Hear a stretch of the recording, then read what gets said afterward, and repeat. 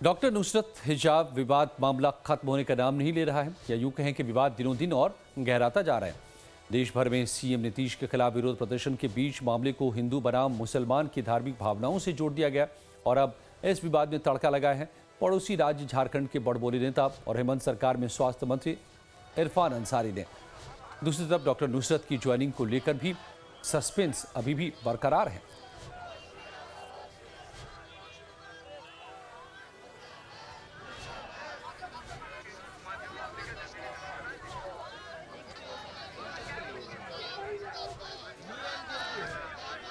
बेटी तुम आओ झारखंड, मैं तुम्हें सरकारी नौकरी दूंगा, मनचाहा पोस्टिंग दूंगा, 3 लाख रुपया सैलरी दूंगा, सरकारी फ्लैट दूंगा, मान दूंगा, सम्मान दूंगा, इज्जत दूंगा।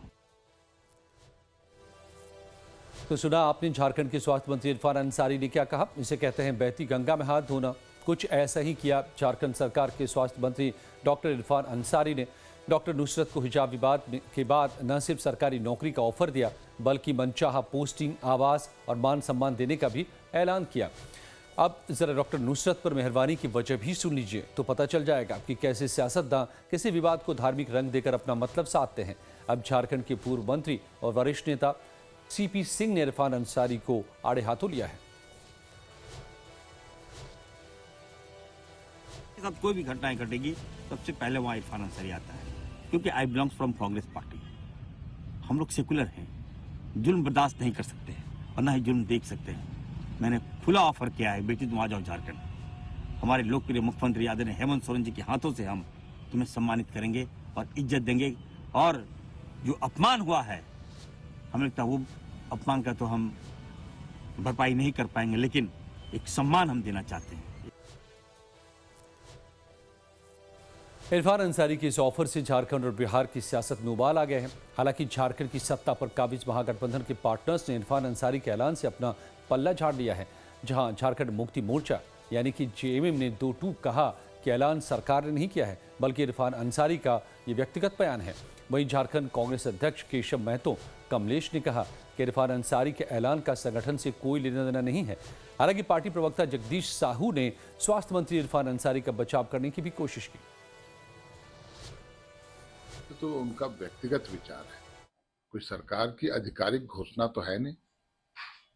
और चर्चा का केंद्र बिंदु बन रहा है इरफान अंसारी का बयान, जबकि मुझे लगता है कि इस पर विस्तृत चर्चा होनी चाहिए, राष्ट्रीय स्तर पर होनी चाहिए कि क्या एक मुख्यमंत्री का आचरण इस तरह से होना चाहिए।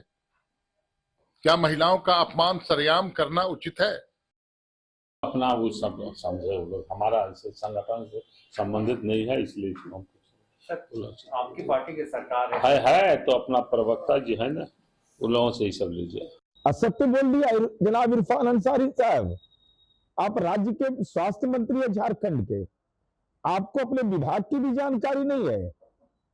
मंत्री को एनआरएचएम की नियुक्ति में आप उसके सदस्य नहीं, आपको नियुक्ति का कोई अधिकार नहीं है।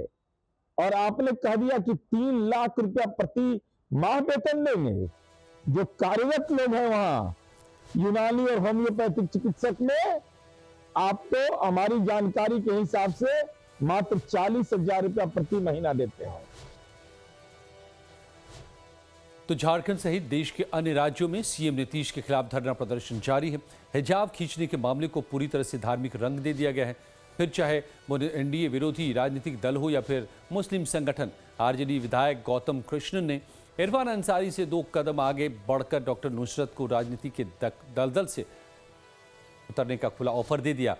वजह की कहानी सुनिए गौतम कृष्णन की जुबानी।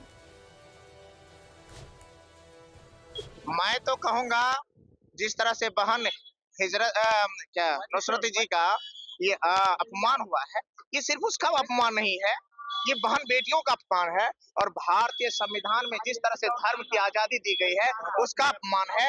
और मैं ये कहना चाहता हूँ बहन नुसरत प्रवीण को, तो मैं कहता हूँ आप राष्ट्रीय जनता दल में आइए। हम बहन आपका स्वागत करते हैं राष्ट्रीय जनता दल परिवार की ओर से। हम लोग जो ये संघवाद जो चल रहा है, जिसमें माँ बहन बेटियों का अपमान किया जा रहा है, उसका हम लोग एक एक करके हिसाब लेंगे। माजी जी बिहार से लेकर झारखंड तक महागठबंधन में डॉक्टर नुसरत को जो ऑफर दिया है उस पर सियासत न हो, ऐसा भला हो सकता है। नीतीश सरकार में कोटे से मंत्री संतोष सुमन समेत नीतीश की पार्टी जेडीयू ने कांग्रेस सहित आरजेडी को आड़े हाथों लिया। अब देखिए, हर चीज़ में राजनीति नहीं होनी चाहिए। जो भी मामला आज बहुत पुराना हो चुका है, सब बातें ख़त्म हो चुकी है और ज्वाइन भी कर रही हैं, उनको कोई शिकायत नहीं है। तो कुछ लोग इस तरह की बातों को तूल दे करके राजनीति करना चाहते हैं। खुद तो लापता हैं, बिहार में नज़र नहीं आ रहे हैं और इस तरह की बात आरजेडी कर रही है। लेकिन ठीक है, करने दीजिए, इसे करने से कुछ नहीं होता है। हम समझते हैं कि जनता सब समझती है और आने वाला समय में जनता उनको और जवाब देगी। असत्य बोल दिया जनाब इरफान अंसारी साहब। आप राज्य के स्वास्थ्य मंत्री है झारखंड के, आपको अपने विभाग की भी जानकारी नहीं है। मंत्री को एनआरएचएम की नियुक्ति में आप उसके सदस्य नहीं, आपको नियुक्ति का कोई अधिकार नहीं है। और आपने कह दिया कि 3 लाख रुपया प्रति माह वेतन देंगे। जो कार्यरत लोग हैं वहां यूनानी और होम्योपैथिक चिकित्सक में, आपको हमारी जानकारी के हिसाब से मात्र 40,000 रुपया प्रति महीना देते हैं। तो एक नजर डालिए हिजाब विवाद मामले के असली किरदार पर। नाम डॉक्टर नुसरत परवीन, पेशा आयुष डॉक्टर, नियुक्ति पीएचसी सबलपुर पटना, ससुराल पटना, मायका कोलकाता, निवास मोइनुद्दीन एनक्लेव, पाटलिपुत्र कॉलोनी पटना, पति का नाम डॉक्टर आसिफ अली खान, पेशे से मस्तिष्क के डॉक्टर, बच्चे 2। डॉक्टर नुसरत को बतौर आयुष चिकित्सक के रूप में पटना स्थित पीएचसी सबलपुर में अपनी सेवा देनी थी। डॉक्टर नुसरत के साथ 6 डॉक्टरों को नियुक्ति मिली थी। इनमें से 5 आयुष चिकित्सकों ने नौकरी ज्वाइन कर ली है। वहीं डॉक्टर नुसरत को लेकर के संशय अभी भी बरकरार है।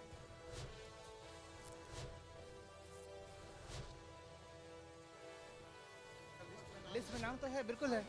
तो पहले वो सिविल सर्जन कार्यालय में ज्वाइन करेंगे, उसके बाद यहाँ पे आएंगे। अभी तक यहाँ पे 5 से 6 लोगों ने ज्वाइन कर लिया है। नहीं, अभी नहीं आया है। नहीं, अभी यहाँ पे नहीं आया। कोई कंफर्मेशन की आएंगी नहीं मालूम, हमको नहीं मालूम इस बारे में। हाँ, पहले वहाँ ज्वाइन करेंगे, फिर उसके बाद यहाँ के ज्वाइन करेंगे, बस यही प्रक्रिया है। 6 लोगों ने यहाँ ज्वाइन किया, उनका सिविल सर्जन से यहाँ लेटर आ गया। हाँ, वो आ चुका है। ये इसके बारे में जानकारी नहीं।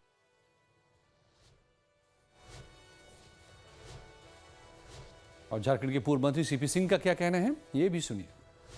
यहाँ के जो स्वास्थ्य मंत्री हैं इतने बड़बोले हैं कि हिजाब वालों को यहाँ पर नौकरी देने जा रहे हैं। मैं तो कहता हूँ एक हिजाब वाली क्यों भाई, जितने हिजाब वाले उसी को नौकरी दे दो।